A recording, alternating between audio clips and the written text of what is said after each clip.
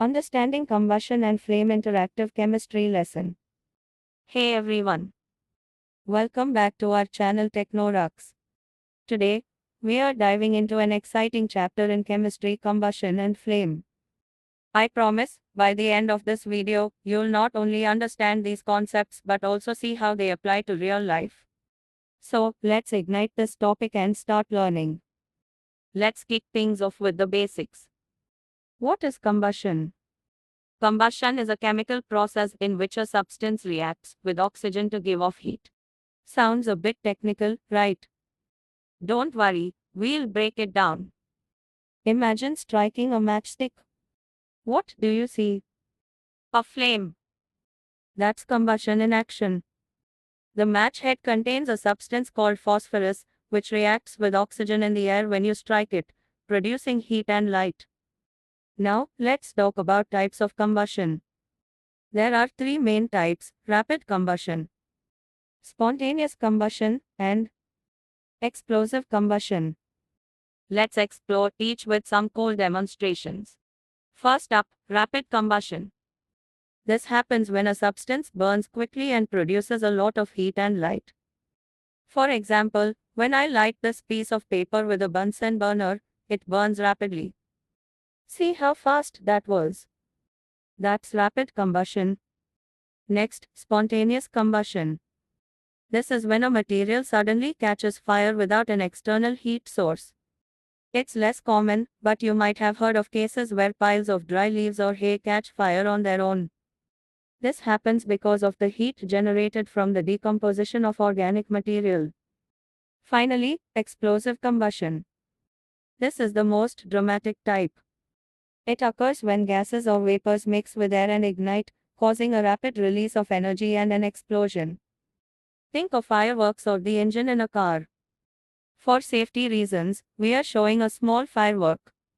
Notice how it explodes quickly and with a lot of energy. That's explosive combustion in action.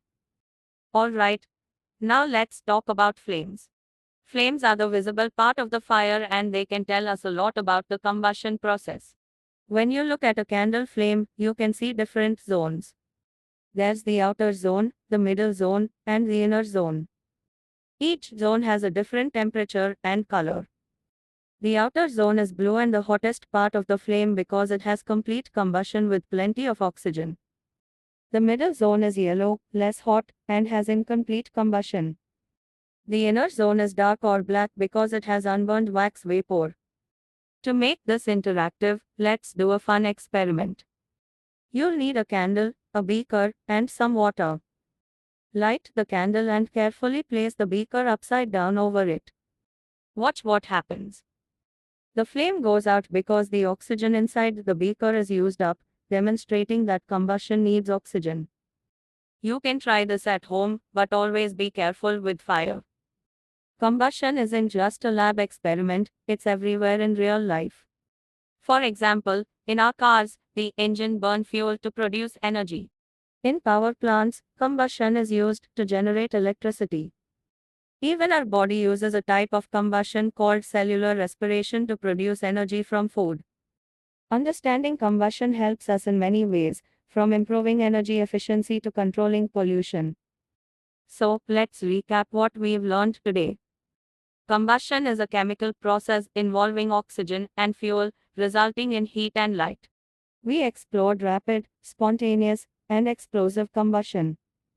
We also learned about different zones in a flame and saw some real-life examples and hands-on activities. Thanks for watching. If you enjoyed this video and found it helpful, give it a thumbs up and subscribe to my channel for more exciting lessons. Drop any questions or experiment results in the comments below.